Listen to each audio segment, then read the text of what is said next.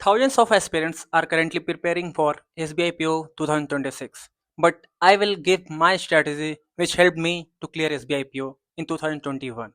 So, I have done my engineering in 2020, and after that, I started for my banking preparation. In that same year, I gave SBI PO, IBPS PO, and RRB PO, and I cleared all three of them. But due to some issue, I had to join RRB PO. So, I will start for SBI PO strategy. So, as you know, SBI PO is in three categories: pre, mains, and interview.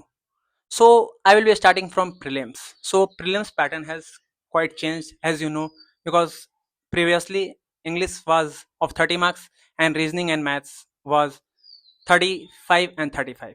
सो अब हम बात करेंगे कि prelims के लिए हम क्या करें. सो प्रीलिम्स के लिए आपको सबसे इंपॉर्टेंट है मॉक्स देना.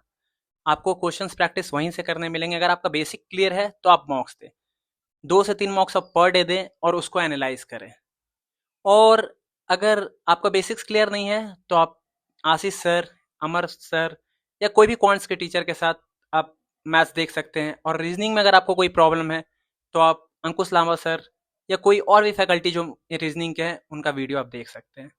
और मैं अगर इंग्लिश की बात करूं तो इंग्लिश के लिए आपको पढ़ना होगा, काफ़ी रीडिंग करना होगा, जिससे आपकी इंग्लिश में हेल्प करेगी. वो आपकी वोकेबलरी में भी हेल्प करेगी, कॉम्प्रिहेंशन में भी हेल्प करेगी और एरर डिटेक्शन जो कि आता है उसमें भी हेल्प करेगी.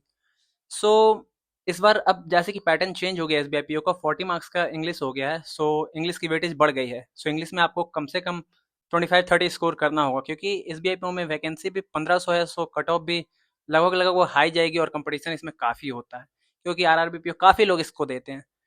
सो प्रीलिम्स के लिए तो आपको ये सब करना होगा. और अगर मैं मेंस की बात करूं तो प्रीलिम्स के साथ साथ, क्योंकि काफ़ी दिन काफ़ी कम है, क्योंकि इसका जुलाई में 8 को लास्ट डे है फॉर्म फिलिंग का. अगस्त में मोस्ट प्रोबेबली एग्ज़ाम हो जाएगी और मैं कहूँ तो इसका मेंस वही सितंबर लास्ट लास्ट तक हो जाएगा. सो आपके पास मुश्किल से 2 से ढाई महीना है. सो आपको इसके स्ट्रेटजी प्रीलिम्स के साथ साथ करना होगा. और प्रीलिम्स के साथ साथ करना होगा तो आपको करंट अफेयर डेली करना होगा. पर डे का करंट अफेयर डेली करते जाइए. और पिछला जो आपका छूट गया है मार्च अप्रैल, आप वहां से भी वीकली कर सकते हैं, क्योंकि पर डे का करना तो, बट आप वीकली अफेयर्स क्लाउड का वीडियो आता है उसको आप वीकली देख सकते हैं, जो आपकी काफ़ी हेल्प करेगी. और पीडीएफ भी मिलता है, सो उसको भी आप यूज़ कर सकते हैं. उसके बाद आप मंथली यूज़ कर सकते हैं, मंथली पीडीएफ भी आता है, वो भी यूज़ कर सकते हैं पढ़ने के लिए. तो करंट अफेयर भी काफ़ी अच्छा रोल प्ले करेगा, क्योंकि करंट अफेयर्स की भी वेटेज काफ़ी बढ़ गई है. सो और अगर मेंस में देखें तो राइटिंग के लिए भी आपको इंग्लिश काफ़ी पढ़ना पड़ेगा, क्योंकि 15 मार्क्स का इससे आता है और 15 मार्क्स का लेटर आता है. सो वो भी पहले 50 मार्क्स का आता था, वो भी इस बार से घट गया है, वो 30 मार्क्स का हो गया है. सो उसके लिए भी आपको इंग्लिश की ज़रूरत पड़ेगी. और मैं अगर बोलूँ तो मेंस के लिए, मेंस इसका काफ़ी टफ होता है. आईबीपीएस और आरआरबी से काफ़ी टफ होता है. तो मेंस के लिए आपको अच्छे से प्रैक्टिस करना होगा. कोई भी मॉक आप ले सकते हैं, प्रैक्टिस मॉक्स. ऑलीबोर्ड काफ़ी अच्छा है, उसका लेवल काफ़ी अच्छा होता है. सो ऑलीबोर्ड भी आप मेंस के लिए प्रेफर कर सकते हैं. और मैंने क्या किया था अगर मैं बताऊं तो मैंने सिर्फ मॉक दिया था, क्योंकि बेसिक्स मेरे इंजीनियरिंग की वजह से क्लियर थी. सो रीजनिंग मेरे लिए नया था, तो रीजनिंग मैंने थोड़ा प्रैक्टिस किया था अंकुश लांबा सर के वीडियो से, और भी एक दो फैकल्टी टीचर्स थे उनके वीडियो से. तो मैं अगर बात करूं मैथ्स के लिए मैंने सिर्फ अमर सर का वीडियो देखा था. मुझे उनका पढ़ाने का अंदाज काफ़ी पसंद आता था, सो मैं उनका वीडियो देखता था. और अगर मैं बात करूं करंट अफेयर के लिए, तो करंट अफेयर मेरे पास उतना समय नहीं था, तो जो एक बार आता है समराइज करके मैंने उसी से पढ़ा था. जो उनका महा मैराथन चलता है उससे ही पढ़ा था, मेरे पास उतना समय था नहीं. सो मैंने उसी से पढ़ा था.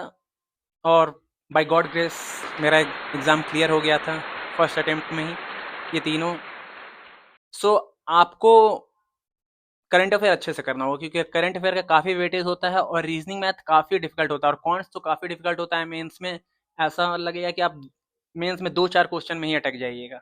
सो आपको अटकना नहीं है. आपको क्वेश्चन मेंस में क्या करना है, आपको क्वेश्चन चूज करना है, क्योंकि आप एक क्वेश्चन के पीछे आप अपना 1 घंटा 20 मिनट बर्बाद नहीं कर सकते हैं. सो आपको वैसा क्वेश्चंस देखना है जो आप बना पाएँ. सो मेंस में आपको सबसे इंपॉर्टेंट होता है चूज़ करना, क्योंकि मेंस का कट ऑफ ज़्यादा नहीं जाता है, 80-90 ऐसे ही जाता है. आपका 230 में, पहले 250 था, अब 230 में. सो 80-90 ऐसे ही मोस्ट प्रोबेबली जाएगा. तो आपको मेन क्वेश्चन चूज़ करना है कि हाँ, ये मैं बनाऊँगा, तो इससे मेरे मार्क्स आ जाएंगे। आपको इंग्लिश पे फोकस करना होगा, रीजनिंग पे फोकस करना होगा, रीजनिंग का हार्ड न्यूमेरिकल्स बनाना होगा। सो आप पर डे कम से कम 1-1.5 घंटा, अगर आप तैयारी कर रहे हैं एसबीआईपीओ के, तो पर डे 1-1.5 घंटा मेंस को जरूर दें। मेंस का किसी दिन क्वांट कर ले, किसी दिन रीजनिंग कर ले, क्योंकि मेंस का प्रैक्टिस करना काफ़ी इंपॉर्टेंट है। सो मेरे हिसाब से तो ये काफ़ी इंपॉर्टेंट है। और आप इंटरव्यू की तैयारी आप मेंस के रिजल्ट के बाद कर सकते हैं। इंटरव्यू में ऐसा कुछ नहीं है। इंटरव्यू 5 लोग होते हैं। जब मैंने दिया था 5 लोग थे, 4 सर थे और एक मैडम थी। मैडम मोस्ट प्रोबेबली सिर्फ आपका पर्सनालिटी चेक करेंगे कि किस तरह से आप उठ रहे हैं, किस तरह से बात कर रहे हैं, कैसे ये करें। और इंटरव्यू एक्सपीरियंस के लिए मैं एक और वीडियो बना दूंगा कि मेरा इंटरव्यू एक्सपीरियंस कैसा रहा। इसमें हम सिर्फ रिटन एग्जाम की बात करते हैं। सो आपको एसबीआईपी में बहुत कंपटीशन होता है। लगभग 8-10 लाख बच्चे फॉर्म भरते हैं और वैकेंसी पिछले साल से तो बढ़ा है, लेकिन पहले से घटा है। पहले 2000 वैकेंसी आया करते थे। सो आपको काफ़ी मेहनत करनी होगी इसमें। सो अभी भी लेट नहीं हुआ, अभी भी आपका प्रीलिम्स में 45 डेज है लगभग। सो आपको पढ़ना होगा अच्छे से। और अगर कोई भी हेल्प की ज़रूरत हो तो आप मुझे डीएम कर सकते हैं, मैं आपका हेल्प कर सकता हूँ।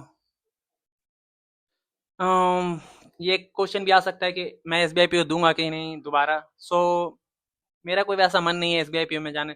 मैं अपने स्टेट में आरआरबी में एज ए स्केल 2 काम कर रहा हूँ, तो मैं यही खुश हूँ।